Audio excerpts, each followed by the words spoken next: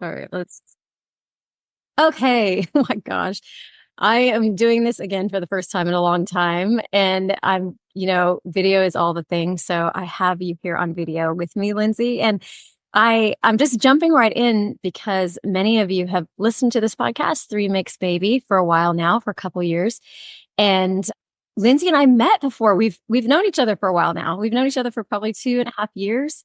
Yeah. And we had a podcast, and some of you out there might be going, "Oh, yeah, I have that. I've listened to that." But then it took it down because we wanted to kind of talk again, and we wanted to sort of clarify some of the points. And I will say, and I know you'll agree, we were just talking about this. It was such a different time 2 years ago, and there was all like the way I would see it is like it was all this. I want to say like almost like an awakening of a Yes. recipient parent awakening happening. Mhm. But in that awakening, when we're first waking up, sometimes we're just like, what the hell is going on? you know? And so there was this almost this shock happening at the same time. And so I feel like you did so much advocacy work around spreading awareness and things like that. But then you were also getting that sort of backlash and that really intense commenting back. And then you were just out there like, single handedly, a lot of times Yeah. advocating and saying things in such an articulate, concise, informative way. But I felt like it was a heated time. And so we sort of just like, let's take a step back. And well, then, we didn't know it was going to be 2 years, but hey, that's okay. All, Yeah. all in the right time. So we're back here. It was a very long winded intro to say, I'm so glad you're back, Lindsay. And I've been just excited to talk to you again because like I said, you put things into words so well and explain things to recipient parents from a donor conceived person's perspective in such a good way, such a way that's easy to understand. And so I thought we kind of would go back and revisit some of those topics that we talked about before. And now that we're both 2 years older and 2 years wiser, we can maybe even add more to the conversation now. So Yeah. that I want to start with just talking about you and your story. And like, there's a lot of people that know you, but then there's a lot of people that maybe don't know your story. So tell me and tell everyone here a little bit about your background and how you found out you were donor conceived too. Yeah. So it's almost been 4 years because we also did some Instagram lives Yes. like 3 years ago or 4 years ago. So, Been 4 years since we've known each other.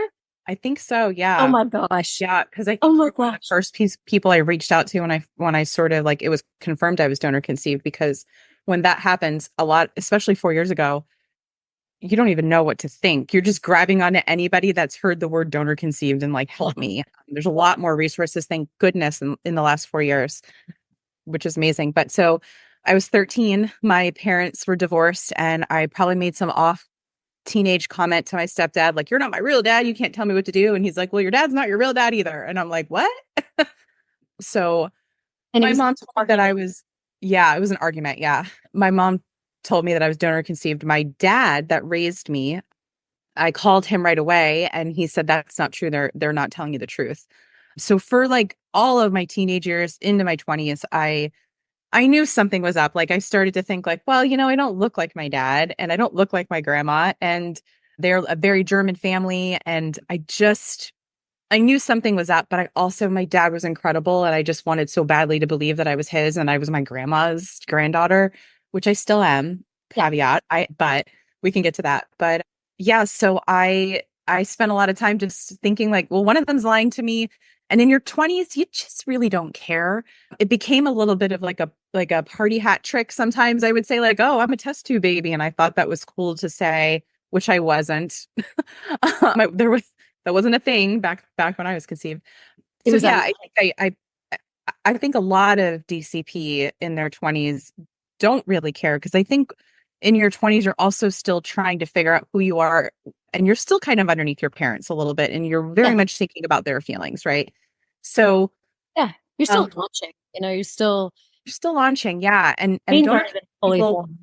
will absolutely growing up and into their 20s especially will consider their parents' feelings before their own because they love their parents, not because their parents are forcing them or whatever. And I have amazing parents. They loved me a lot. We had open communication, but except for this one thing, right?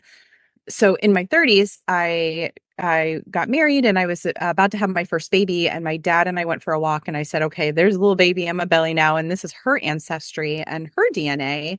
Mhm. One of you is lying. What is it? And he's like, okay, I'm not your biological father, but I'm your dad, of course.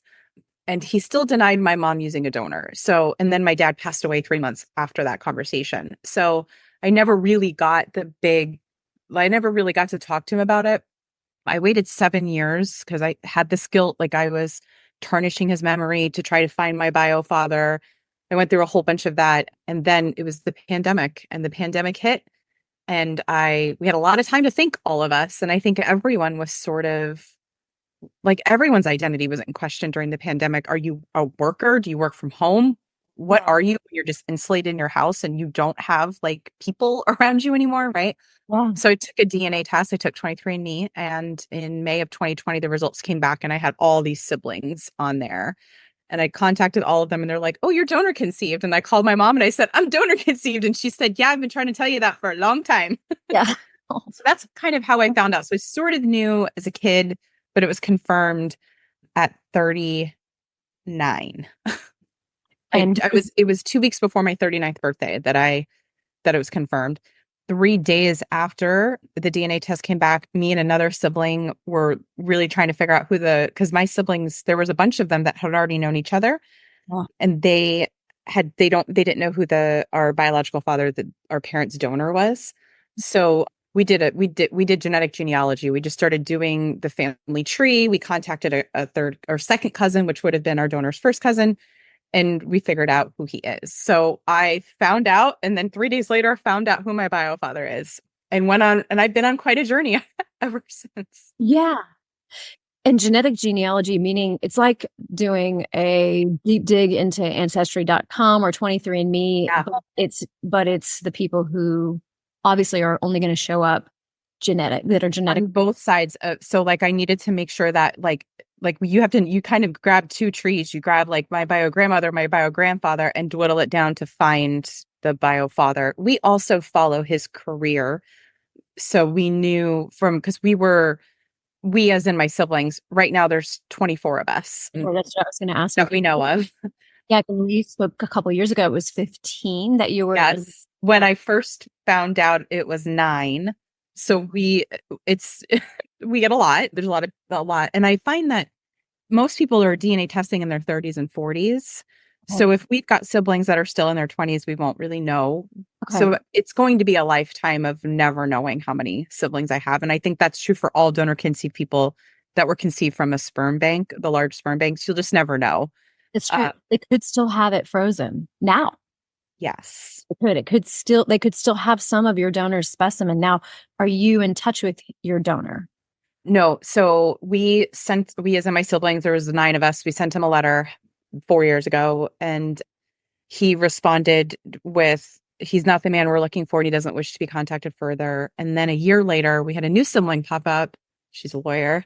So she sent another letter and he responded with a very lawyer heavy kind of letter to a few of us.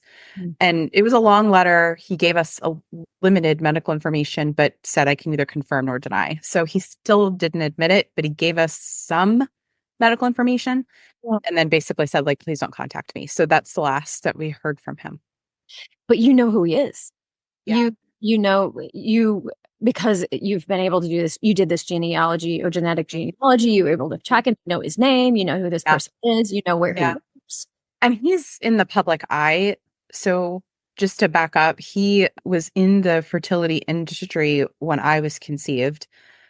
Very much so. He actually had a big hand in kind of creating one of the world's largest sperm banks. So he was working there and Mm. he was researching big time but he is no longer in that industry any longer. He's in a different industry, similar industry, but different. He and I are actually in very similar industries, but he's very much in the public eye in his state. So we can watch videos of him and see him give speeches. So I mean, lucky is a weird word to use, because he's an interesting man, but I guess we're lucky as far as donor conceived people go because we can see our bio father. We know what he looks like. We know how he moves, how he talks. We can see similarities, and that's helpful for knowing who we are. Even if he won't talk to us, we Yeah. still have some kind of record of him. So this is like it just hit yesterday, so I have to bring it up because it's so fresh. The ASRM and the Resolve finally came out with a statement against what, fertility fraud. Yours doesn't sound like that's what it is. It does sound like it's a similar thing, maybe not quite similar. I don't know how you would classify it, and I don't want to say anything that would be representative, so I'm being very careful here.